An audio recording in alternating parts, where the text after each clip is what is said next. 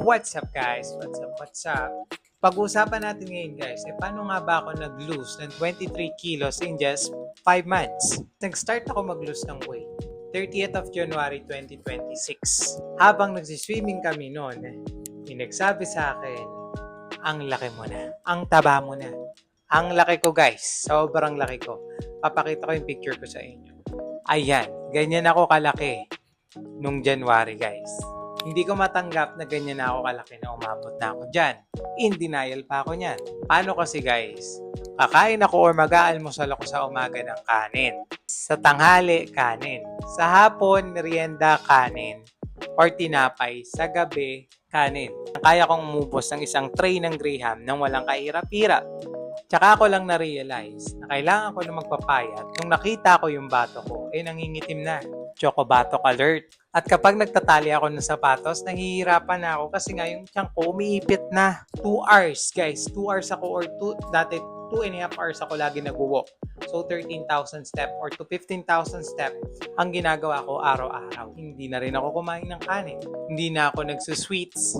Yung kape ang pinakamahirap dahil addict ako sa kape. Nagsimula akong bawasan yung asukal ko sa kape. Ginawa kong kalahati. Lumipas ang ilang buwan, wala na akong asukal guys. Hindi na rin ako nag-asukal sa kape kasi ayoko na rin talaga ng matatamis. Sa loob ng isang buwan, nabawasan agad ako ng 7 kilos. 7 kilos to 8 kilos yung nabawas sa akin nun guys. Nakita ko na lang na lumiliit na ako na nag-86 na ako guys. Parang lumiliit na nga ako Mapayat na ako guys. Kung magra-race man ako occasionally lang guys, kapag may okasyon, kapag birthday ng pamangkin ko o ng mga kapatid ko.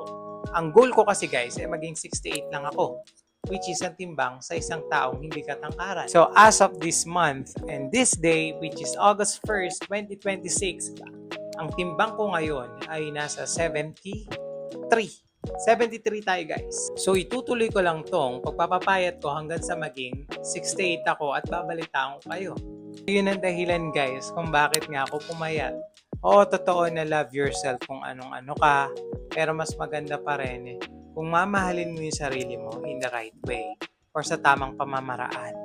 Tulad ng pag-exercise, kasi guys, nakaka-clear ng mind ang pag-exercise. Hindi ko alam. Sa inyo tumatalab din yun kasi sa akin tumatalab. Running, walking, pagpupunta ng gym, or kahit ano pang exercise ang ginagawa mo, tennis, pickleball, or kahit ano pa, as long as gumagalaw yung katawan mo, maganda yan. Kaya kayo guys, ano bang story ng pagpapapayat nyo? Comment nyo naman yan. Kung pumayat din kayo, share nyo rin naman sa amin yan. Kaya kayo mga medyo overweight, na pangarap din na mag-lose weight, huwag kayo mawalan ng pag-asa guys. Kaya niyan, walang imposible basta magsisikap ka lang. Kaya kayo guys comment lang kayo, itanong nyo na lang kung magtanong na rin kayo dyan. Kung ano bang magandang gawin sa pagpapapayat o bigyan nyo rin ako ng knowledge kung paano ba mag-lose ng weight in the right way. So ayun lang guys, thank you sa panonood and peace out!